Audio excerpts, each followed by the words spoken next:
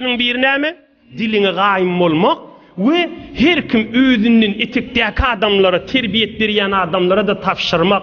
Ey meni öwjek bolup ustadlaň, pirleň, ulukon ahullyň etegdäki adamlara Allah üçin wüzife gerdirlerini baza tapşyrmaly öz etegdäkilere. Näme diýmeli?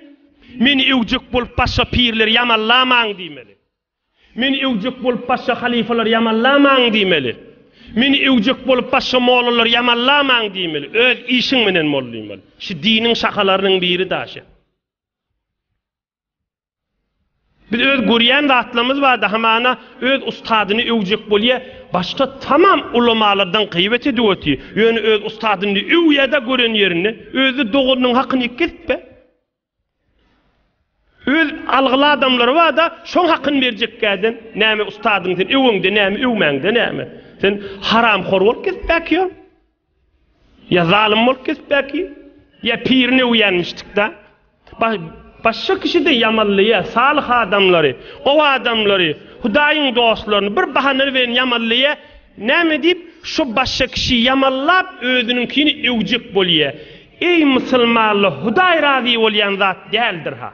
O şu iş etýän adamda sogap etýän qadipda tamasy bolmasyn, kişiler dökülüp ibadetlerin yerine döküp duranlar. Belkim bu ürünler şu özüm bilýän, öz ustadym ba, özüm näme diýip beren adamy da akşy nasihat belkim kulagyna barıp bir towy nasip etse de.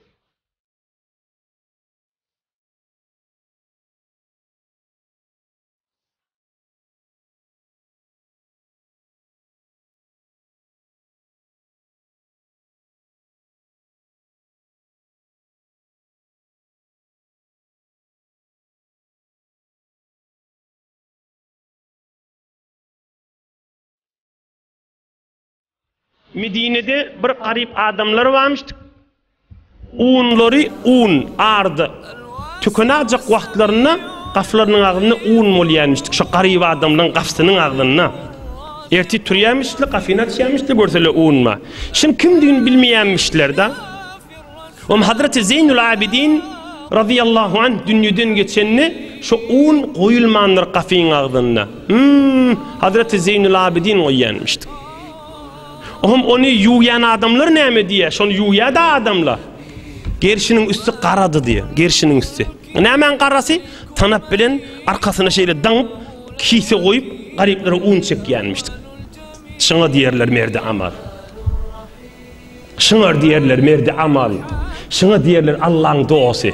Yönü gürlep, harlap, yönü falan, bırzat, falani bicirek, o zaman der ahim.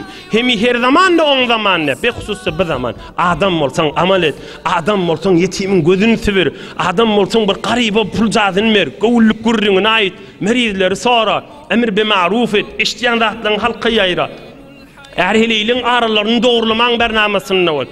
İlinden bir zat kudretun bağı olsa, kursoğundaki nuri yayrat musulmanlara gaşin. Kudretun mulyamız bir kafir musulman et, bir fasığı tövbasına sebep bol, bir adamın kursoğuna iman girmegine sebep bol. Öyle falan bir zat, falan miştik, falan pir biciremiştik, falan sof biciremiştik. Şeytana yenilecek top bolma.